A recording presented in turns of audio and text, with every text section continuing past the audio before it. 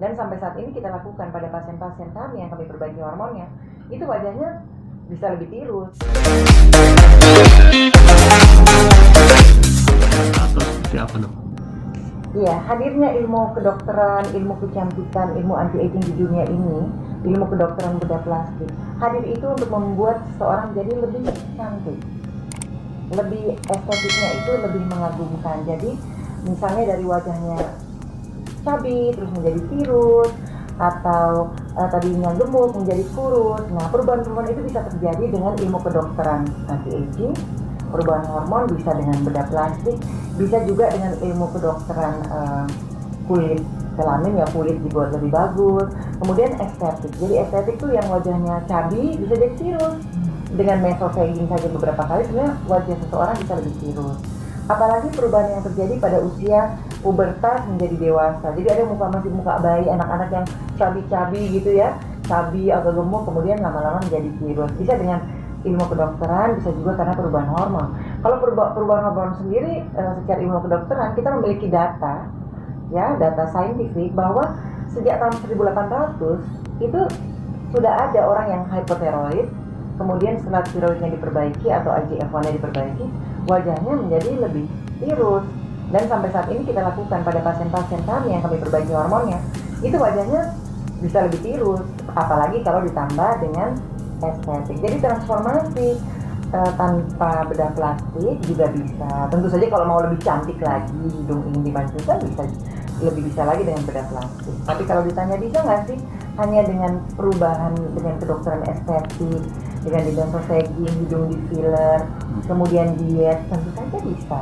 Apalagi misalnya dengan operasi atau pada gigi, ortodontis bisa melakukan giginya lebih mundur ke belakang, ada yang dicabut misalnya sehingga bentuk tirus rahangnya lebih tirus, jadi lebih shape-nya jadi lebih bagus. Ya saya perlihatkan di sini bahwa tahun 1800-an sebelum 1900 ini ada di buku textbook hormon. Ya ini selalu saya perlihatkan pada pasien bahwa ini masih dalam keadaan gemuk, mukanya bengkak, tapi diperbaiki hormonnya bisa jadi seperti yang di sebelah kiri, jadi before afternya. Kemudian yang nextnya ada lagi yang wanita, ini data-data saintifik. Kalau yang tadi yang pertama itu kakeknya dari Dr. Terry Hartog, guru hormon saya yang di Belgia gitu. Jadi itu juga dimungkinkan. Kita juga punya beberapa foto pasien yang dengan mesoterapi, jadi dengan dia diet, kemudian disuntikan di pipinya, tak membakar lemak, secara lokal itu juga wajahnya bisa tirus. Jadi nggak harus memang bisa tanpa bedah plastik, bisa dengan bedah plastik, bisa dengan memperbaiki hormon. Jadi sudah ada sampai tingkat tertentu orang pengen lagi. Sama juga orang bedah plastik, udah ini dirapikan, udah mancing, tapi wah kurang runcing. Setelah lukanya sembuh beberapa bulan, 3-6 bulan, biasanya 6 bulan itu sudah sangat lebih sempurna. Mau operasi lagi, ya bisa saja. Mengapa tidak? Jadi itu akan konsultasi dengan dokter bedah plastik kita, antara pasiennya jika sudah luka sudah sembuh, terus ternyata ingin lebih sempurna, itu dimungkinkan. Tentu saja dokter bedah plastik nanti akan menilai apakah benar-benar perlu, apakah benar-benar memenuhi syarat. Karena nggak bisa juga kalau sudah maksimal, misalnya kulitnya sudah tipis sekali tapi masih minta dimancungin, biasanya dokter kami akan menolak. Bedah plastik yang berulang, tindakan bedah sekali saja pasti ada resiko. Yang berulang tentu saja resikonya lebih tinggi, tapi sekali lagi itu sudah melalui konsultasi dengan dokter spesialis bedah plastik. Sehingga dokter spesialis ini akan memberikan saran terbaik pada pasiennya, bahwa misalnya seperti Prof katakan tadi, ini kulitnya udah tipis, misalnya di hidung, sehingga maksimalnya hanya bisa seperti ini. Itu mereka akan beritahu terus terang kepada pasien.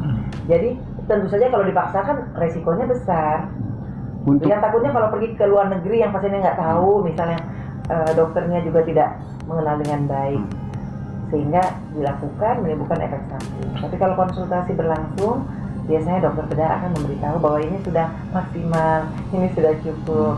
Tapi kalau pertanyaannya apakah ada bedah plastik yang berulang, iya sering. Karena habis hidungnya mau dagunya. Setelah hidung mancung lah, dagunya agak mundur ke belakang, mesti dikedepanin lagi sedikit supaya mencapai keserasian secara pengorbanan. Oh iya, untuk cantik butuh pengorbanan. Untuk sehat juga butuh pengorbanan. Jadi apa salahnya berkorban untuk dapat dua-duanya, cantik dan sehat. Dan orang menjadi cantik, transformasi, tidak boleh cepat-cepat dituduh bedah plastik. Karena seperti saya katakan tadi bahwa hormonnya dirapikan pun, perubahan pubertas ke masa dewasa, anak-anak remaja yang cabi, yang gendut, lihat kan, mereka berubah menjadi gadis cantik yang karena sudah makin sadar bahwa oh iya, saya nggak boleh gemuk. Teman-teman sudah langsing, dia juga sudah mulai melakukan diet, olahraga, itu akan berubah. Dan transformasi itu bisa dari turun 20 kilo mau sebulan 2 bulan juga sebenarnya juga bisa. Apalagi kalau masih muda tuh untuk menjadi cantik transformasi lebih mudah daripada orang yang misalnya udah umur 40 dari gemuk pengen terus langsing, padahal mungkin butuh bedah plastik yang banyak. Tapi kalau masih muda, masih umur 16, 17 berubah menjadi tirus, lebih mudah karena regenerasi selnya juga lebih cepat, perbaikan selnya juga lebih bagus. Bisa dengan bedah plastik? Bisa juga. Tapi transformasi pada usia muda itu akan lebih mudah untuk menjadi tirus. Kami juga punya banyak pasien yang masih remaja. Nah itu kita berikan, misalnya, oh pengen hidungnya lebih mancung, mereka dengan filler dulu. Karena pada usia 15-16 kan belum, biasanya dokter bedah minta setelah 16 tahun. Atau ingin tirus, mereka pakai korset wajah, mereka diet yang sehat, terus melakukan mesosagging, mesoterapi itu sering banget di sini. Yang masih remaja umur 14 tuh, kan mukanya tirus karena mukanya masih seperti bayi. Atau saya rapikan juga hormonnya, misalnya ternyata ada kekurangan HGH-nya, kemudian sehingga metabolismenya pelan, sehingga dia jadi lebih cabi. Itu bisa seperti foto tadi itu di buku textbook ini yang saya perlihatkan tadi. Bahwa dari wajahnya gemuk menjadi tirus, ini laki-laki kan ya, dia nggak bedah plastik. Ya, yang contoh tadi tahun 1800-an. Iya, yang tadi. Ini kakek dari Dr. Ferry Hertog di Belgia, di mana saya belajar hormon di International Hormone Society di sana. Yang pria, coba lihat, dia nggak bedah plastik kan, beda banget kan. Berarti memang pure secara hormonal jadi mengalami aja, gangguan hormon di mana retensi cairan di tubuhnya begitu banyak, jadi dia bengkak, kantong matanya ada, double chin ya, ini nggak ada, ini sama sekali tidak ada sentuhan estetik. Oh, berarti ada dok, berarti ada ya? Ini kita melakukan itu di sini, kita rapikan hormonnya yang tadinya bengkak kaki, bengkak muka, bengkak juga, betis kelihatan gede.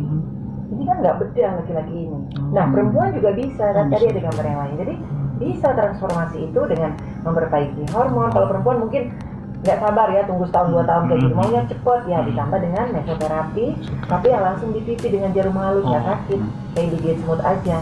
Setelah 10 kali, 5-10 kali jadi lebih tirus. Kemudian dengan slimming, kapsul yang natural, ada kan herbal yang natural, yang membakar kalori, itu sudah bisa pada remaja. Ya, tips saya Debbie Finsky bagi pemirsa kalian yang ingin cantik tapi masih takut bedah plastik, ada banyak cara yang bisa kita lakukan sebelum kita berani melakukan operasi bedah plastik. Atau memang kita memilih secara natural, yaitu kita harus sehat, periksa kadar hormon kita, vitamin yang cukup. Kemudian kalau wajahnya cabi, tidak harus dioperasi, kita bisa melakukan dengan caranya mesosagging. Jadi mesoterapi tapi yang disuntikan oleh dokter dengan zat-zat pembakar lemak di wajah. Itu biasa dilakukan oleh remaja. Biasanya pengulangannya 10 kali itu sudah cukup. Kalau masih lebih tirus lagi bisa diulangi lagi 5-10 kali tanpa berbahaya, dengan menggunakan zat-zat yang aman bagi kesehatan, biayanya juga relatif terjangkau tanpa dioperasi.